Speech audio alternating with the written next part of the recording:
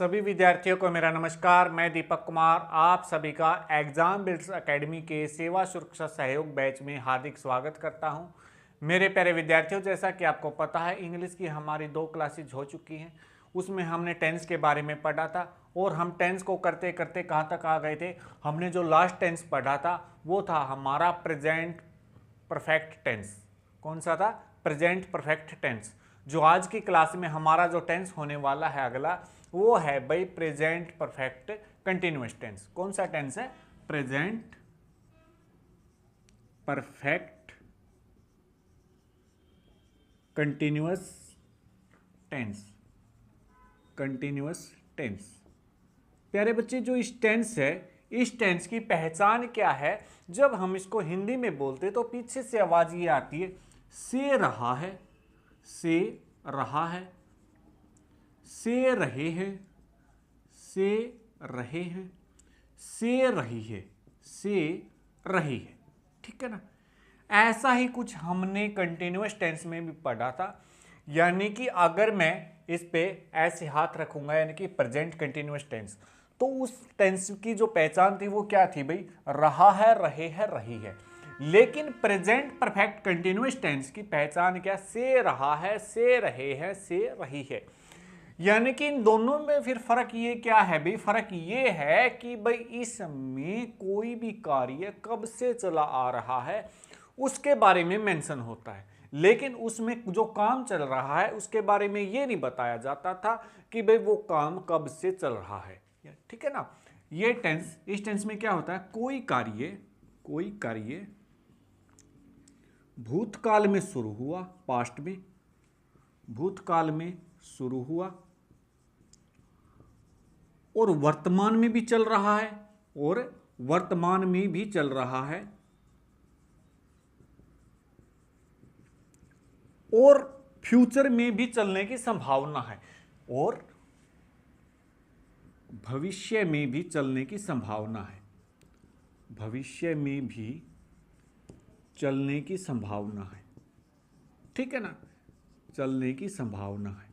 लेकिन उस टेंस में क्या था? यानी कि प्रेजेंट कंटिन्यूअस टेंस में क्या था भाई? कोई कार्य जो पास्ट से शुरू होता था और बोलने के टाइम पे भी चल रहा होता था। ठीक है ना? इसमें क्या है भाई? उसको फ्यूचर में भी चलने की संभावना, लेकिन इसमें यह मेंशन नहीं किया होता कि वो फ्यूचर में कब तक चलेगा। ठीक है ना? चलो, इस सेंटेंस का जो स्ट्रक्चर है भाई वो क्या होता है? स्ट्रक्चर यानी कि इस टेंस को जोड़ के कैसा लिखा जाएगा भाई? सबसे पहले हम सब्जेक्ट लिखेंगे, फिर हम हमारी हेल्पिंग वर्ब यानी कि has, have plus been, has, have, been, ये हमारी क्या रहने वाली है? हमारी हेल्पिंग वर्ब रहने वाली है। इसके बाद मीन वर्ब की फर्स्ट फॉर्म, और फिर भाई मीन वर्ब की फर्स्ट फॉर्म के साथ आईएनजी जोड़ा जाता है। ठीक है ना? उसके बाद फिर ऑब्जेक्ट, ऑब्जेक्ट के बाद भाई इसमें जो अलग से यूज किया जाता है वो क्या है? सिंस और फॉर, सिंस और फॉर, और फिर होता है भाई प्लस में क्या? टाइम। बताया था इसमें मैंने कि भाई इसमें क्या है? टाइम दिया हुआ होता है, यानी कि कोई कार्य कब से शुरू हुआ है। ठीक है ना? देखो भाई, जो हेल्पिंग वर्ब बताई, पहले हेल्पिंग वर्ब को देख लेते हैं, उसके बाद हम सिंस और फॉर के बारे में भी डिस्कस करेंगे। जो इसमें हेल्पिंग वर्ब है भाई वो क्या है मेरी? हैज बीन और हैव बीन। हेल्पिंग वर्ब कौन सी होने वाली है मेरी? हैज बीन और हैव बीन, हैव बीन। ठीक है? जो हैज है भाई, पहले की क्लास में प्रेजेंट परफेक्ट में भी पढ़ा था हमने। जो हैज है वो किसके लिए यूज होगा? सिंगुलर सब्जेक्ट के लिए, सिंगुलर सब्जेक्ट के लिए। ठीक है ना? और जो हैव है वो किसके लिए यूज होगा भाई? वो होगा प्लूरल सब्जेक्ट के लिए। एक चीज और देखना भाई, वो लास्ट की क्लास में मिस हो गई थी। जो हैव है भाई वो आई के साथ भी यूज किया जाता है। आई भी किसके साथ यूज? आई के साथ क्या यूज किया जाएगा भाई? हैव का ही प्रयोग होगा। ठीक है? एक चीज और हम यहीं पर डिस्कस कर लेते हैं भाई, हैज बीन। ठीक है ना? अगर भाई सेंटेंस कोई मेरा नेगेटिव में जाएगा, यानी कि ये तो मैंने वैसे हमने पहले पढ़ा था, has plus not plus been, तो भाई इसको हम कैसे भी लिख सकते हैं? हम इसको हैजंट बीन भी लिख सकते हैं, हैजंट बीन। जो हमने शुरू की क्लासेज की थी भाई उसमें हमने क्या था देखा था भाई, सिंपल प्रेजेंट, फिर हमने प्रेजेंट कंटिन्यूअस पढ़ा और फिर प्रेजेंट परफेक्ट, और फिर अब पढ़ रहे हैं प्रेजेंट परफेक्ट कंटिन्यूअस। आपने देखा होगा सभी का स्ट्रक्चर जो का त्यों है, बस बदलती हैं तो क्या बदलती है, एक तो हेल्पिंग वर्ब बदलती है अकॉर्डिंग टू टेंस, और फिर दूसरा क्या बदलता है भाई, दूसरा फिर वर्ब की फॉर्म। ठीक है ना, जैसे हमारा सिंपल प्रेजेंट था उसमें वर्ब की फर्स्ट फॉर्म यूज कर रहे थे, जो सेकंड आया हमारा प्रेजेंट कंटिन्यूअस उसमें हम क्या करें, वर्ब की फर्स्ट फॉर्म प्लस आईएनजी। फिर हमारा जो प्रेजेंट परफेक्ट आया उसमें हमने हैज हैव के साथ वर्ब की थर्ड फॉर्म यूज करी, और अब जो है हैज बीन और हैव बीन के बाद भी वर्ब की first form plus ING use कर रहे हैं, लेकिन लिखने का जो स्ट्रक्चर है वो सभी का सेम है।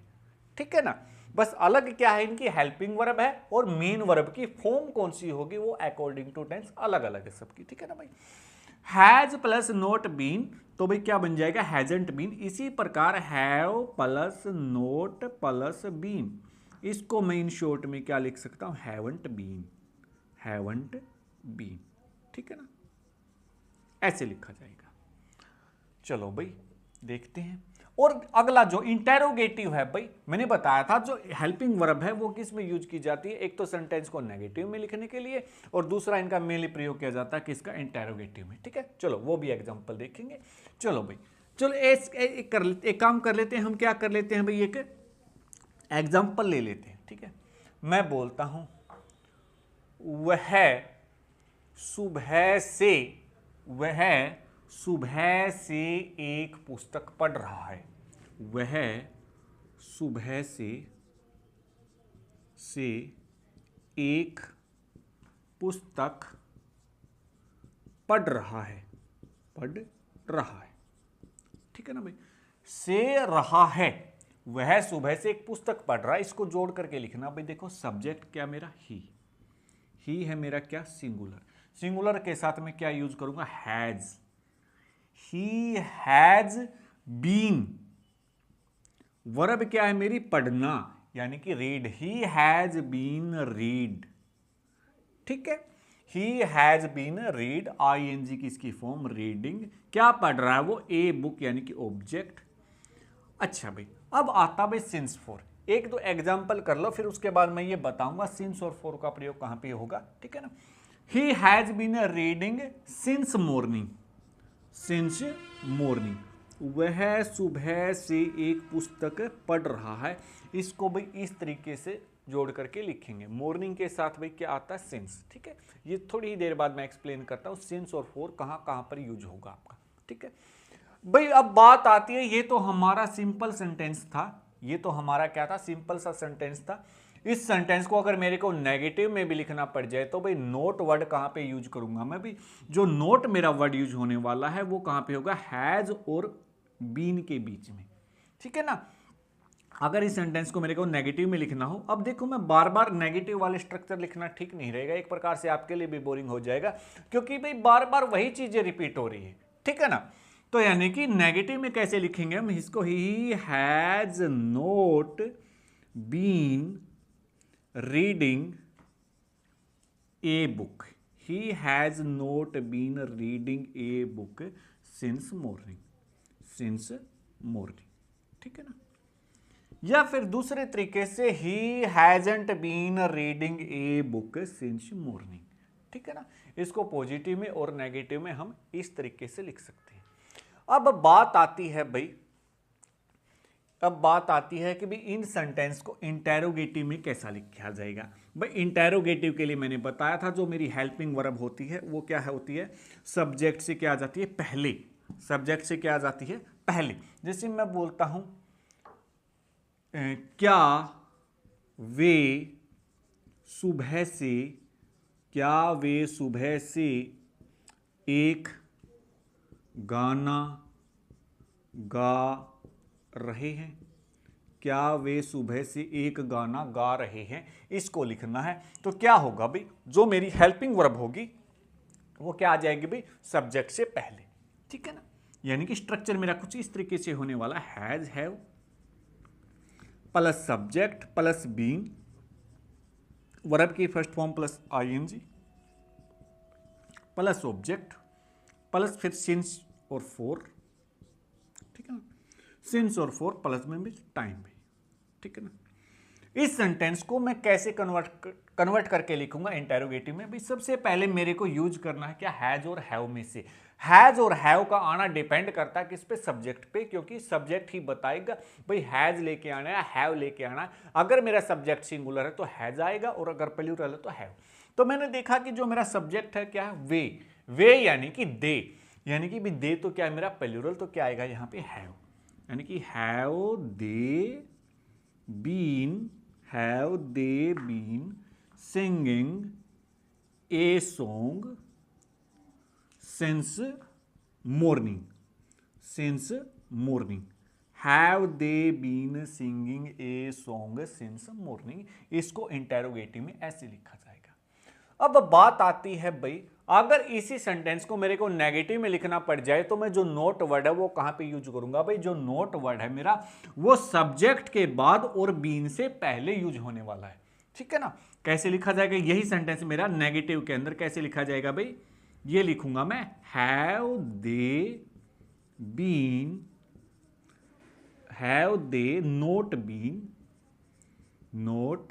Been singing a song since morning. ऐसे लिखा जाएगा भाई। क्या होता है इस टाइप के सेंटेंस में, ज्यादातर स्टूडेंट्स गलती क्या कर देते हैं भाई, नोट कहां आएगा, कुछ तो बीन के बाद लगा देते हैं, ठीक है ना, कुछ हैव के साथ ही लेकर के चलते हैं। भाई ये क्या होगा, सब्जेक्ट के तो बाद आएगा और बीन से क्या आएगा, पहले आएगा, ठीक है ना। और एग्जामिनर भी क्या करता है, ऑप्शन जब देता कुछ इसी तरीके से देता, कभी मेन से पहले लगा देता है, बीन से पहले तो आएगा ही आएगा, कभी सब्जेक्ट से पहले डाल देता है, ठीक है ना। इन छोटी छोटी बातों का ध्यान रखना है। एक बात और बताई थी मैंने, हैव और नोट को कॉन्ट्रैक्ट फॉर्म में कैसे लिख सकता हूं मैं, हैवंट। तो इसको एक तरीके से और लिखा जा सकता है, यानी कि हैवंट दे बीन। भाई डायरेक्ट बीन आएगा, कहीं दोबारा से नोट ऐड ना कर दो क्योंकि नोट यहां पर ऑलरेडी आ चुका है। Haven't they been singing a song since morning, और पीछे से इंटेरोगेटिव लगाना ना भूल ले, ठीक है ना, क्योंकि एग्जामिनर कई बार ऐसा भी कर देता, सेंटेंस उसने क्या किया, ऐसे लिख दिया और पीछे से क्या कर दिया, ये लगा दिया, ठीक है। फिर आगे चल के कुछ 2-3 ऑप्शन दिए, किसी में हैज दे रखा, दे के साथ कुछ और वगैरह दे रखा, और जो फोर्थ ऑप्शन दिया सेम लिख के और उसने क्या कर दिया, ऐसे इंटेरोगेटिव लगा दिया। अब बच्चे ने जल्दबाजी में क्या किया भाई, आगे से पढ़ा, ठीक है, लेकिन पीछे ये ध्यान नहीं दिया भाई पीछे फुल स्टॉप है, लेकिन इंटेरोगेटिव में हमको क्या लगाना होता है, क्वेश्चन मार्क लगाना होता है भाई, छोटी छोटी बातों का ध्यान रखना होता है इंग्लिश के अंदर, ठीक है ना। देखो भाई नेगेटिव में ऐसे लिखा जाएगा, इंटेरोगेटिव में ऐसे लिखा जाएगा, ठीक है ना। प्रेजेंट परफेक्ट कंटीन्यूअस टेंस कोई कहां पे यूज किया जाएगा, कोई काम पास्ट में शुरू हुआ हो, वर्तमान में भी चल रहा हो और फ्यूचर में भी चलने की संभावना हो, उसमें क्या होगा, प्रेजेंट परफेक्ट कंटीन्यूअस टेंस के अकॉर्डिंग वो लिखा जाएगा। अब अगला है भाई इसमें जो पढ़ने जैसा है वो क्या है भाई, सिंस और फॉर। इससे रिलेटेड भी बहुत क्या नाम है क्वेश्चन गलत हो जाता है, क्योंकि कई बार ये फिल इन द ब्लैंक्स में आ जाता है। फिल इन द ब्लैंक्स नहीं आएगा तो एरर में डाल दिया जाता है, क्योंकि जहां पे सिंस आना था वहां पे एग्जामिनर फॉर लगा के दे देता है, जहां पे फॉर आना था वहां पे सिंस लगा के दे देता है, ठीक है ना। चलो देखो सिंस और फॉर का कहां पर प्रयोग होगा वो हम पढ़ने वाले हैं, ठीक है। पहले देखेंगे हम सिंस का, सिंस के बाद जो बच जाएगा वो समझो हमारा किसका होगा, फॉर का ही होगा, ठीक है।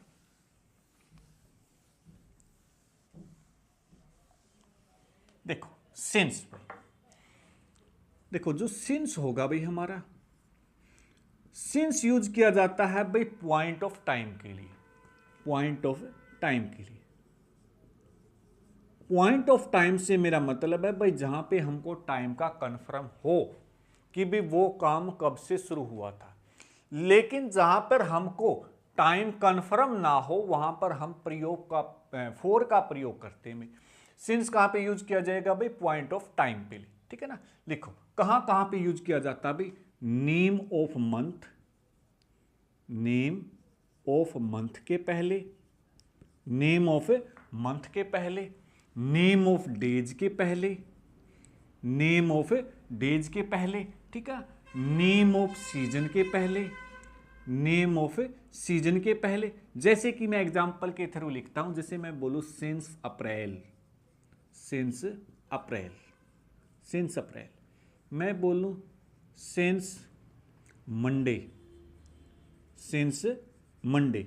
या फिर मैं बोलूं सिंस विंटर, सिंस विंटर। ठीक है ना। इस प्रकार से भाई नेम ऑफ मंथ हो गया, नेम ऑफ डे हो गया, नेम ऑफ सीजन हो गया। या फिर मैं बोलूं किसके पहले और किस किस के पहले होगा भाई सिंस का प्रयोग, भाई parts of the day, parts of the day. Part of the day का मतलब है भाई जैसे मैं बोलूं since morning, since evening, since afternoon. क्या? Since morning, since morning, since evening, since evening. इन सभी के साथ भी किसका प्रयोग होता है भाई? क्या? सिंस का। ठीक है ना। Part of the day. ठीक है। ईयर के बाद, ईयर के पहले, ईयर के पहले, ईयर के पहले का मतलब है भाई जैसे मैं बोलूं सिंस 1990, मैं बोलूं सिंस 2018, सिंस 2018। ठीक है ना। इसके अलावा भाई देखो और सिंस का कहां कहां पर प्रयोग हो सकता है, देखो किसी भी त्योहार के नाम के पहले। ठीक है ना। किसी भी ओकेजन लिखो, किसी भी ओकेजन के पहले, किसी भी ओकेजन के पहले। ठीक है ना। जैसे मैं बोलूं सिंस होली, सिंस होली। या मैं बोलूं सिंस दीपावली, सिंस दीपावली। इन सब के साथ भी किसका प्रयोग किया जाता है भाई? इन सभी के साथ भी सिंस का प्रयोग किया जाता है। ठीक है ना। दूसरे वर्डिंग में भाई हम ये भी कह सकते हैं सिंस का प्रयोग वहां पर किया जाएगा जिनका प्लूरल नहीं बनाया जा सकता।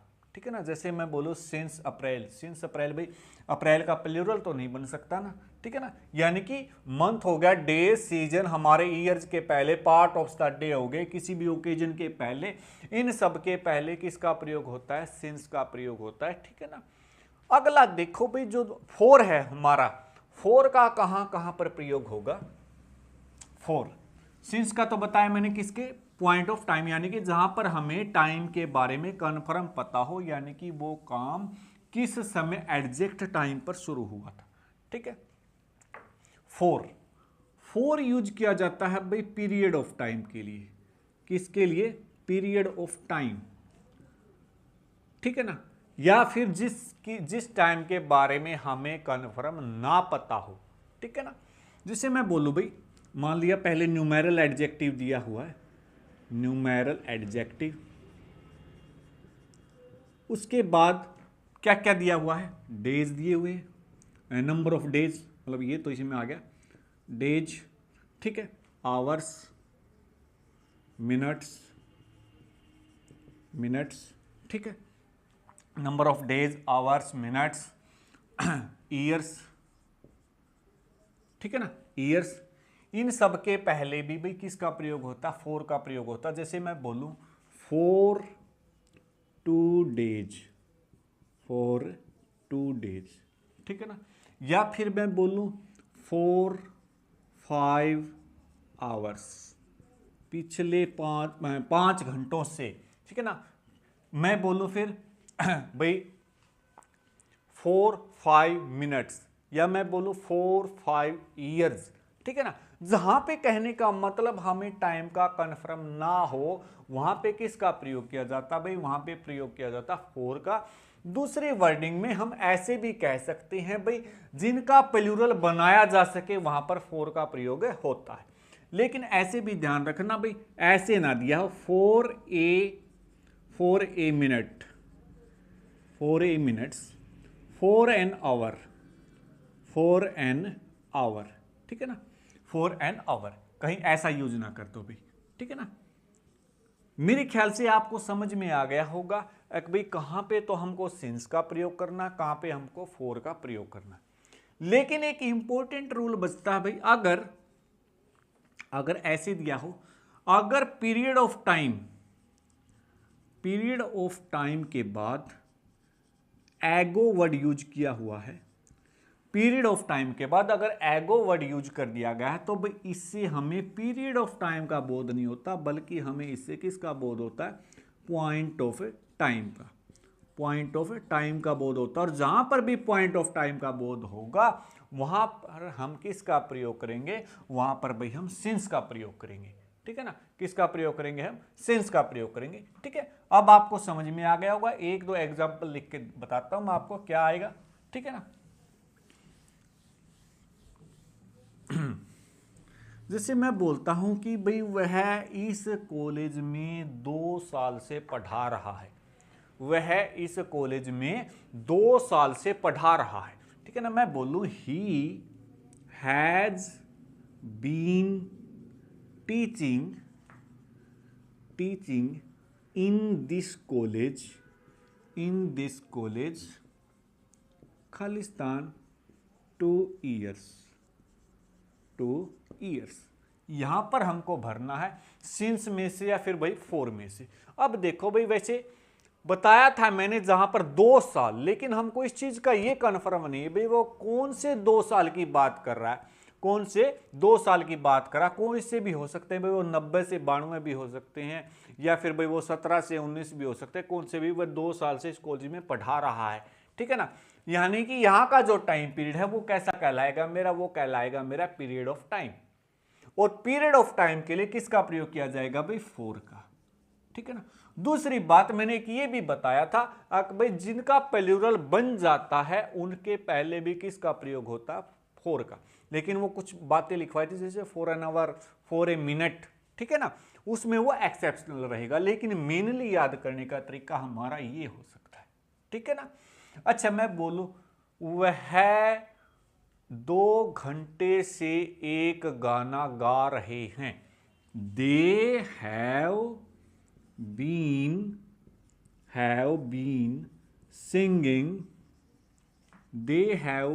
सिंगिंग ए सॉन्ग खालिस्तान 2 आवर्स। इसमें क्या आएगा भाई, वही बात आगे मैंने बताया था, जिनका प्लूरल बन जाएगा उसमें किसका प्रयोग होता है, मेनली फॉर का ही प्रयोग होता है। यानी कि ये भी कैसा टाइम है मेरा, ये भी हमारा पीरियड ऑफ टाइम है, यानी कि फॉर। मैं बोलूं वह सुबह से एक पुस्तक पढ़ रही है, वह सुबह से एक पुस्तक पढ़ रही है, यानी कि she has been reading a book खालिस्तान मॉर्निंग, ठीक है ना। She has been reading a book, वह सुबह से एक पुस्तक पढ़ रही है भाई। तो मॉर्निंग भाई, क्या मॉर्निंग का प्लूरल बनाया जा सकता, नहीं बनाया जा सकता। और दूसरी बात, वैसे भी हमने उसमें पढ़ा ही था भाई, ये हमारे जो पार्ट्स ऑफ द डे हैं वो किसके अंदर आते हैं भाई, वो आते हैं हमारे पॉइंट ऑफ टाइम में, ठीक है ना। तो इसके पहले भी किसका प्रयोग होगा, इसके पहले प्रयोग होगा भाई किसका, सिंस का, ठीक है ना।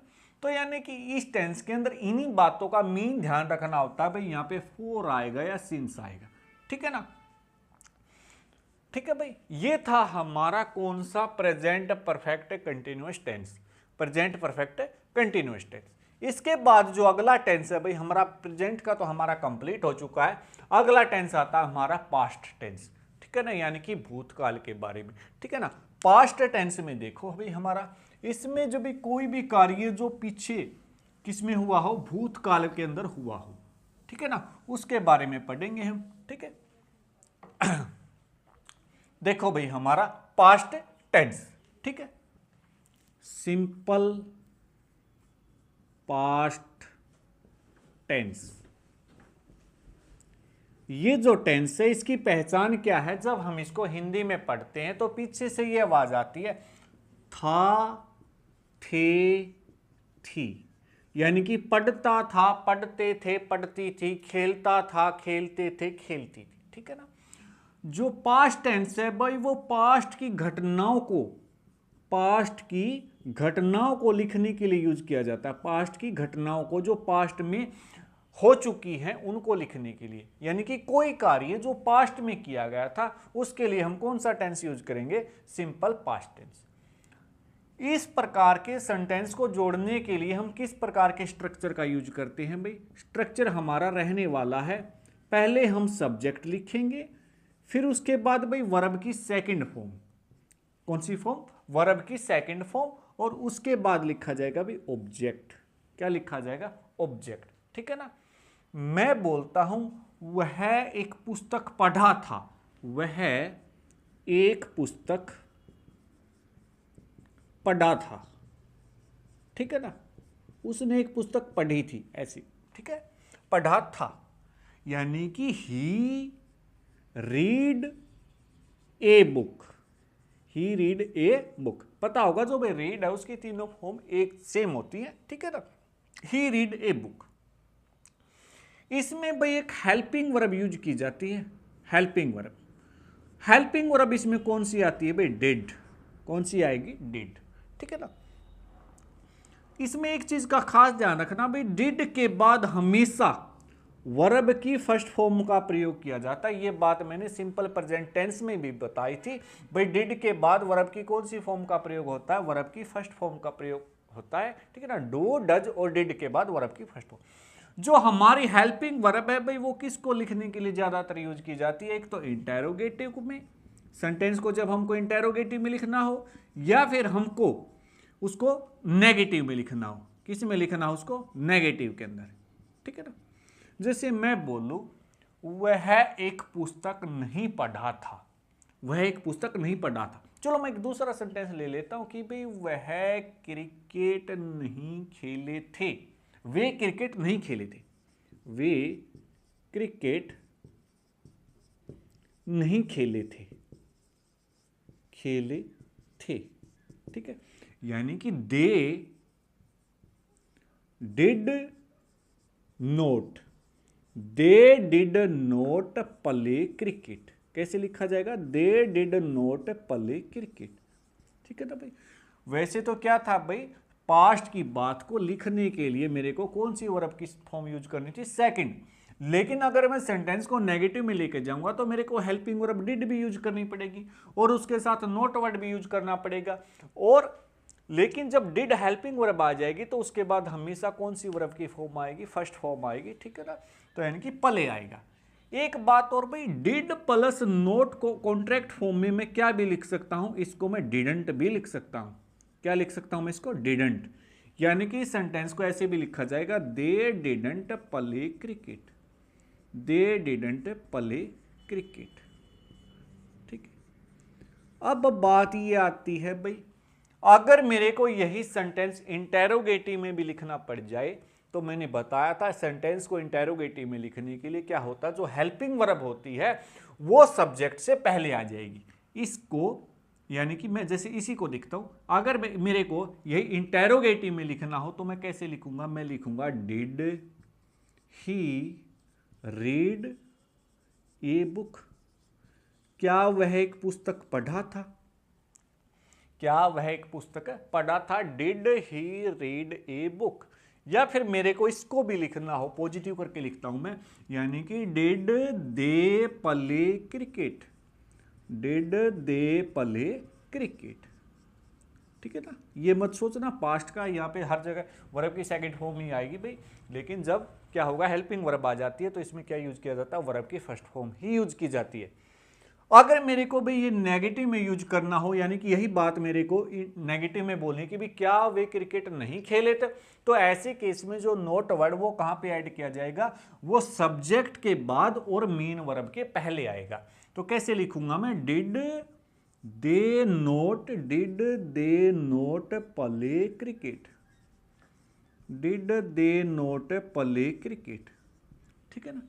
यानी कि दूसरी बात मैंने बताई, डिड और नोट को कॉन्ट्रैक्ट फॉर्म में मैं क्या भी लिख सकता हूं? डिडंट।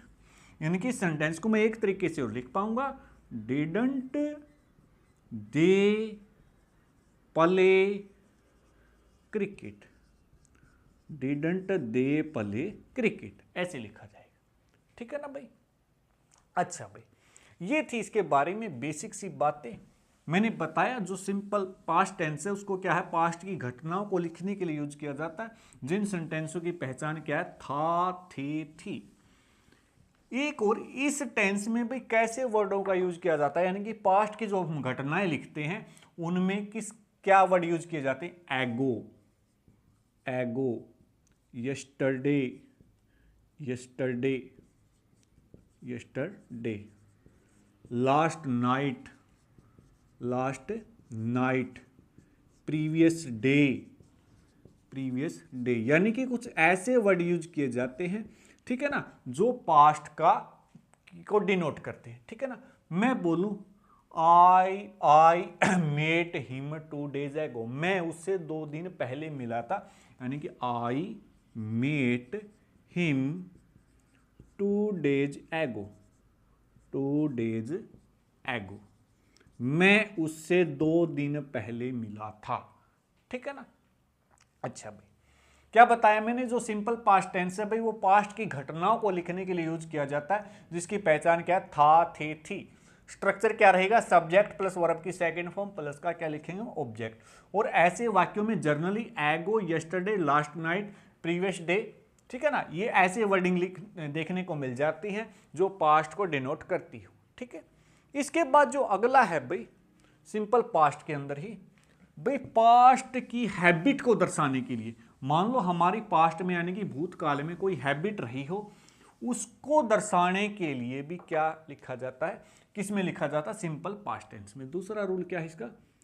पास्ट की हैबिट को एक्सप्रेस करने के लिए, पास्ट की हैबिट को एक्सप्रेस करने के लिए, दिखाने के लिए, एक्सप्रेस करने के लिए, ठीक है ना, पास्ट की कोई हैबिट रही हो हमारी, जिससे मैं बोलूं भाई वह, या फिर पास्ट का कोई एक्शन रहा हो मेरा, भाई वह हर रोज बस से स्कूल जाता था, वह हर रोज बस से स्कूल जाता था, यानी कि उसकी पास्ट की हैबिट थी भी हर रोज जाना, ठीक है ना। मैं बोलूंगा he went to school, he went to school by bus, by bus every day, by bus every day, यानी कि वह हर रोज, एवरी डे, प्रतिदिन बस से स्कूल जाता था, ये उसकी पास्ट की हैबिट थी भी। या फिर मैं बोलूं ही ऑलवेज कैरिड ए बैग, यानी कि वो हमेशा अपने साथ एक बैग कैरी करके चलता था, ये उसकी हैबिट थी भाई, हमेशा क्या करके चलना? अपने बैग को कैरी करके लेता, ठीक है ना। जो इस प्रकार के वाक्य हैं भाई जो पास्ट की हैबिट को डिनोट करते हैं, इसमें कौन से वर्ड देखने को मिल जाते हैं? Always, sometimes, sometimes, every day, every day, once a week, once a week, once a month, once a month, etcetera. ऐसे कुछ वर्ड होंगे हमारे जो यानी कि पास्ट की हैबिट को दर्शाने के लिए भी यूज किए जाते। अब बात मन में आती है भाई ये जो वर्ड हैं ये हमने आपको प्रेजेंट, सिंपल प्रेजेंट टेंस में भी लिखवाए थे, लेकिन भाई वहां पे, और मैंने बोला था भाई इनका प्रयोग सिंपल प्रेजेंट टेंस में होता है, और अब मैं इनको फिर से पास्ट में लिखवा रहा हूं भाई, वहां पे उनको इन प्रेजेंट की हैबिट को दिखाने के लिए था, और यहां पे पास्ट की हैबिट को दिखाने के लिए, ठीक है ना। कोई हैबिट है भाई वो हमारी पास्ट की भी तो हैबिट हो सकती है भाई, हम पास्ट में लगातार कोई एक ही कार्य बार बार करते थे, सुबह उठना, स्कूल जाना, वो हमारी पास्ट की हैबिट रही थी, ठीक है ना। और ये क्या नाम है, उसमें हम क्या था भाई, वो हमारी प्रेजेंट की हैबिट थी, यानी कि ये क्या है, सेंटेंस को देखना है तुमको, क्या अभी वो कैसे दिया है, क्या उसकी सेंस निकल रही है, ठीक है ना। यानी कि इन वर्डों को सिंपल पास्ट में भी और सिंपल प्रेजेंट टेंस में भी यूज किया जाता है, ठीक है ना। जो सिंपल पास्ट टेंस है भाई उसका क्या है भाई, लास्ट रूल, भाई पास्ट में अगर एक साथ दो घटनाएं घटित हुई हों, क्या हो, पास्ट की दो घटनाएं एक साथ घटित हो तो उनको भी सिंपल पास्ट में लिखा जाएगा।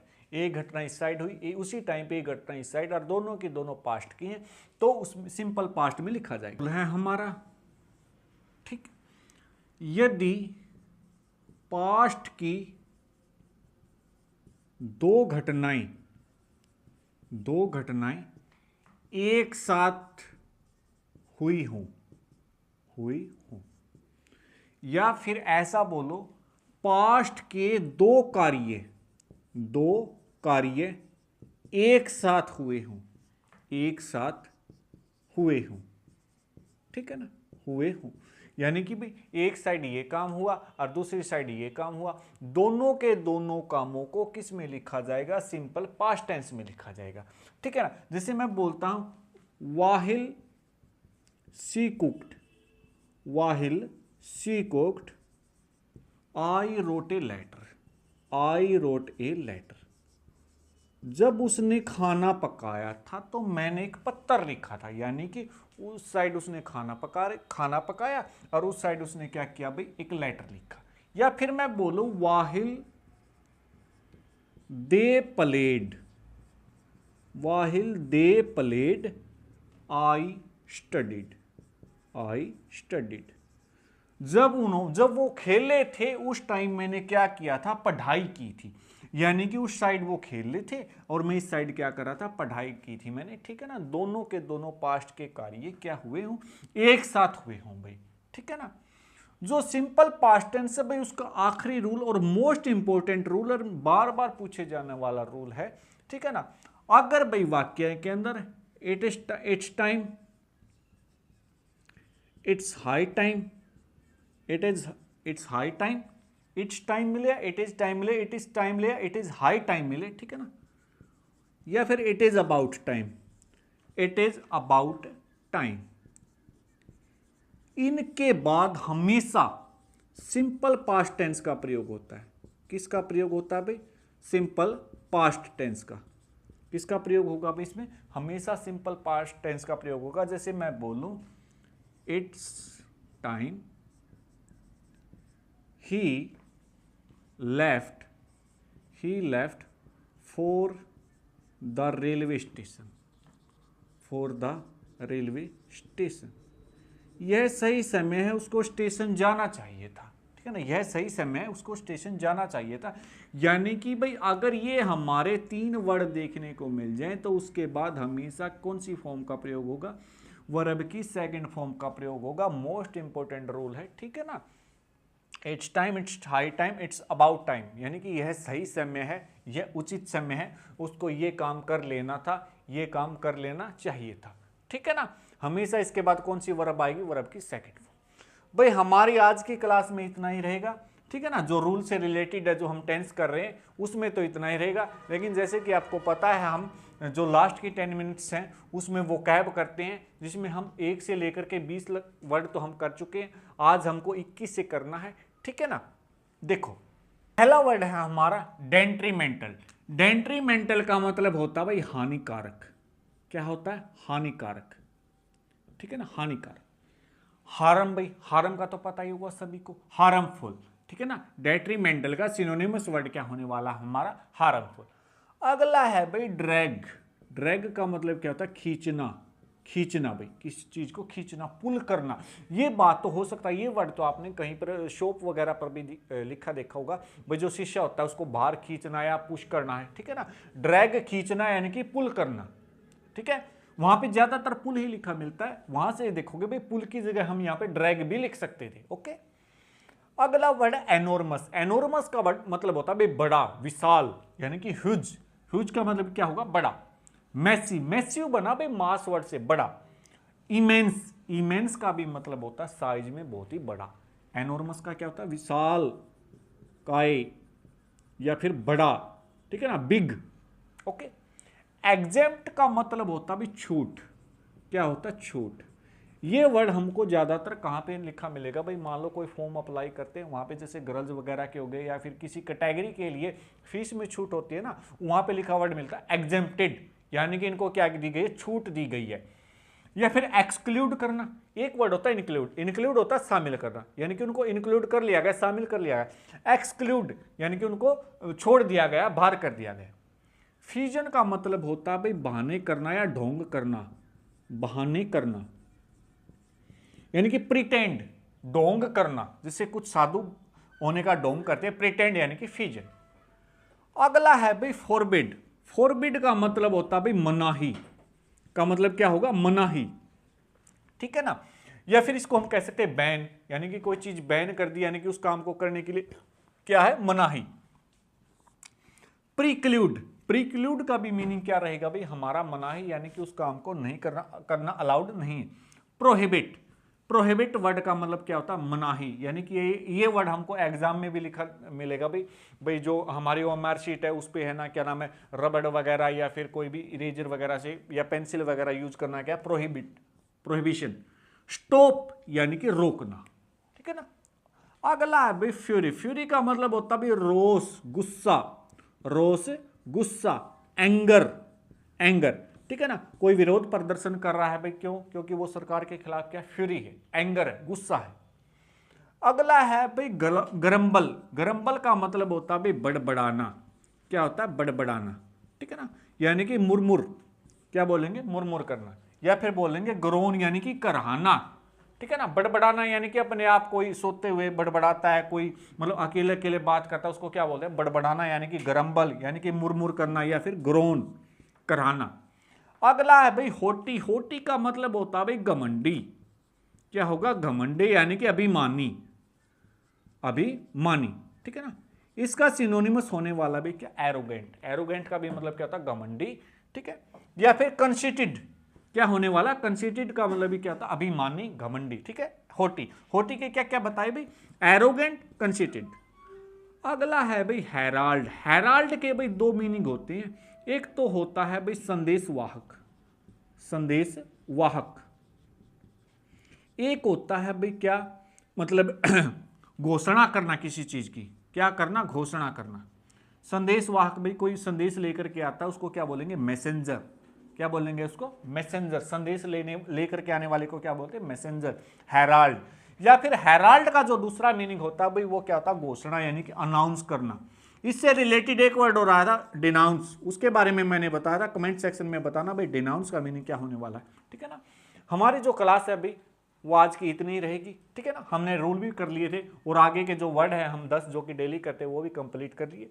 उम्मीद करता हूँ सारे के सारे आप डेली के डेली याद कर पा रहे होंगे, ठीक है ना। मैं फिर से वही बात कहता हूँ भाई, एग्जाम टाइम पे इतने वर्ड एक साथ याद करना बहुत मुश्किल काम है, बहुत ही टफ काम है। अगर तुम डेली ये थोड़े थोड़े भी करते जाओगे तो एग्जाम टाइम तक एक बहुत बड़ी स्टोरेज हो जाएगी तुम्हारे पास वर्ड्स की, ठीक है। चलो भाई आज की क्लास में इतने, थैंक यू।